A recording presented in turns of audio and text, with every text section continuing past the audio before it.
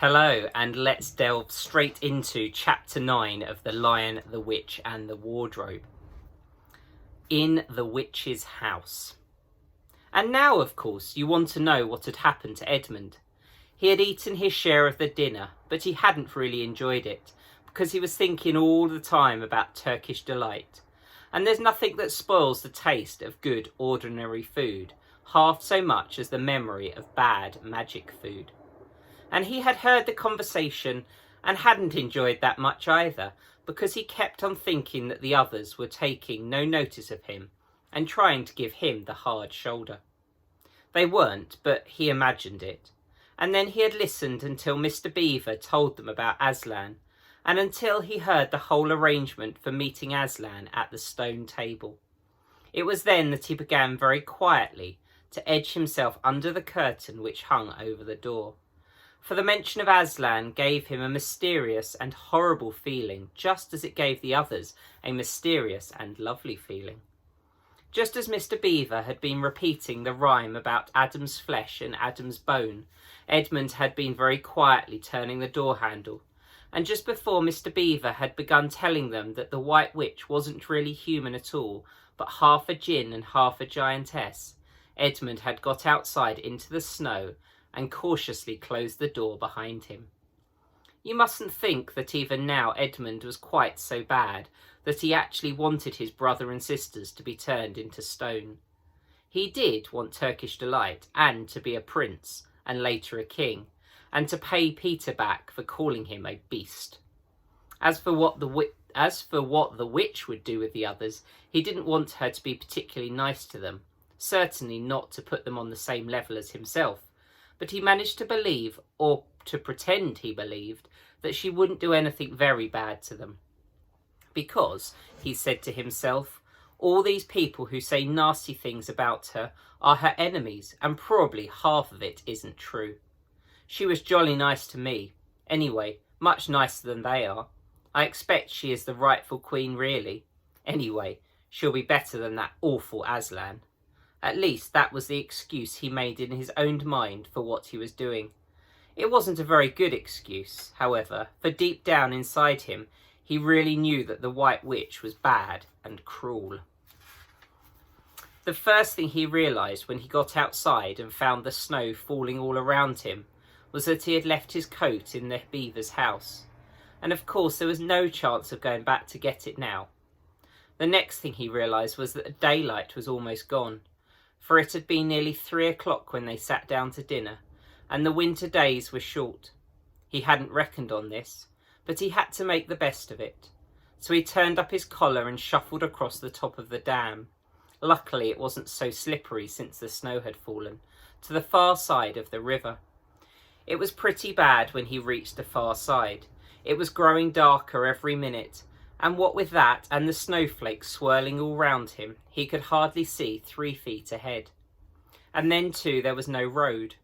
He kept slipping into deep drifts of snow and skidding on frozen puddles and tripping over fallen tree trunks and sliding down steep banks and barking his shins against rocks till he was wet and cold and bruised all over. The silence and the loneliness were dreadful. In fact, I really think he might have given up the whole plan and gone back and owned up and made friends with the other, if he hadn't happened to say to himself, when I am king of Narnia, the first thing I shall do will be to make some decent roads. And of course that set him off thinking about being a king and all the other things he would do, and this cheered him up a good deal. He had just settled in his mind what sort of palace he would have, and how many cars, and all about his private cinema, and where the principal railways would run, and what laws he would make against beavers and dams, and putting the finishing touches to some schemes for keeping Peter in his place when the weather changed. First, the snow stopped. Then a wind sprang up and it became freezing cold. Finally, the clouds rolled away and the moon came out. It was a full moon, and shining on all that snow, it made everything almost as bright as day. Only the shadows were rather confusing. He would never have found his way if the moon hadn't come out by the time he got to the other river. You remember he had seen, when they first arrived at the beavers, a smaller river flying into the great lower one, He now reached this and turned to follow it up, but the little valley down which it came was much steeper and rockier than the one he had just left, and much overgrown with bushes, so that he could not have managed it all in the dark. Even as it was, he had got wet through, for he had to stoop under branches, and great loads of snow came sliding off onto his back. And every time this happened, he thought more and more how he hated Peter, just as if this had all been Peter's fault. But at last he came to a part where it was more level and the valley opened up. And there, on the other side of the river, quite close to him, in the middle of a little plain between two hills, he saw what must be the White Witch's house. And the moon was shining brighter than ever. The house was really a small castle. It seemed to be all towers, little towers with long pointy spires on them, sharp as needles. They looked like huge dunces' caps or sorcerers' caps, and they shone in the moonlight, and their long shadows looked strange on the snow. Edmund began to feel afraid of the house, but it was too late to think of turning back now. He crossed the river on the ice and walked up to the house. There was nothing stirring, not the slightest sound anywhere. Even his own feet made no noise on the deep, newly fallen snow. He walked on, past corner after corner of the house, and past turret after turret to find the door. He had to go right around the far side before he found it. It was a huge arch, but the great iron gates stood wide open. Edmund crept up to the arch and looked inside into the courtyard, and there he saw a sight that nearly made his heart stop beating. Just inside the gate, with the moonlight shining on it, stood an enormous lion, crouched as if it was ready to spring. And Edmund stood in the shadow of the arch, afraid to go on and afraid to go back, with his knees knocking together. He stood there so long that his teeth would have been chattering with cold, even if they had not been chattering with fear. How long this lasted, I don't know, but it seemed to Edmund to last for hours. Then at last he began to wonder why the lion was standing so still, for it hadn't moved 1 inch since he first set eyes on it. Edmund now ventured a little nearer, still keeping in the shadow of the arch as much as he could. He now saw from the way the lion was standing that it couldn't have been looking at him at all. But supposing it turns its head, thought Edmund. In fact, it was staring at something else, namely a little dwarf who stood with his back to it about 4 feet away. Aha, thought Edmund. When it springs at the dwarf, then it'll be my chance to escape. But still the lion never moved, nor did the dwarf. And now at last Edmund remembered what the others had said about the White Witch turning people into stone. Perhaps this was only a stone lion. And as soon as he had thought of that, he noticed that the lion's back and the top of its head were covered with snow. Of course, it must only be a statue.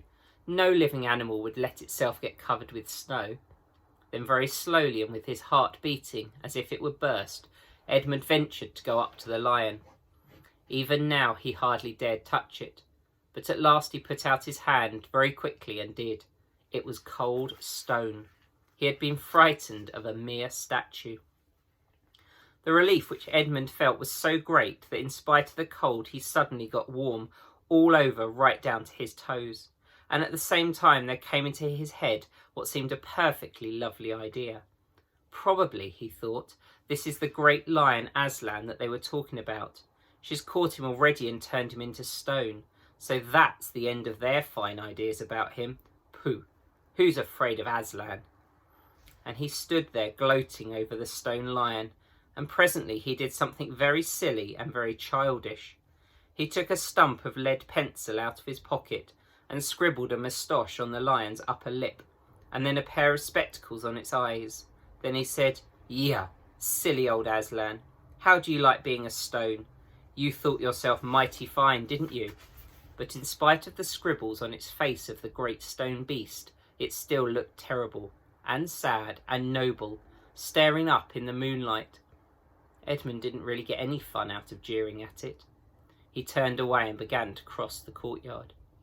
As he got into the middle of it, he saw that there were dozens of statues all about.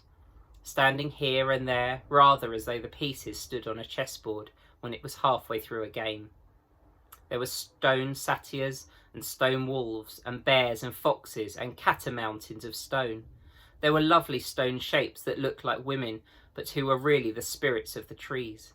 There was the great shape of a centaur and a winged horse, and a long lithe creature that Edmund took to be a dragon.